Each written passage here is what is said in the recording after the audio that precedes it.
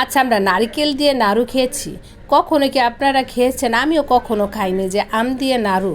আর আম দিয়ে যে নাড়ু বানানো যায়, এটা আমার যদি রেসিপিটা আপনারা দেখেন তাহলে বুঝতে পারবেন কতই সহজে আমের নাড়ু বানানো যায়।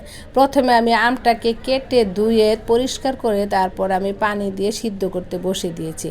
আর সিদ্ধ থেকে নামিয়ে আমি পানিটাকে ঝরিয়ে ফেলবো। যখন পানিটা ঝরিয়ে তারপর একটা প্যানের মধ্যে আমি এই আমের মধ্যে দিয়ে দিব গরম মশলা, জিরা, চিনি, তারপর আর দিব হলুদ, মরিচ, একটু আদা রসুন দিয়ে নাড়তে নাড়তে নাড়তে নাড়তে একদম যখন পানিটা শুকিয়ে যাবে তখন কিন্তু এটা নামিয়ে ফেলবো। দেখেন আমি এই আমটা একদম জাল করতে করতে, আর যখন জাল করবেন তখন কিন্তু একদম নর্মালভাবে আপনি এই চুলার জালটা জ্বালিয়ে রাখবেন, তাহলে কিন্তু এই আমের যে নাড়ুটা এটা কিন্তু আর পুড়ে যাবে না। এখন আমি যখন শক্ত হয়ে আসবে আমি এই আমের নাড়ুটা আমি নামিয়ে ফেলবো। নামিয়ে হাতের মধ্যে একটু সরিষার তেল মেখে নিব, তাতে হাতের মধ্যে আর লেগে থাকবে না।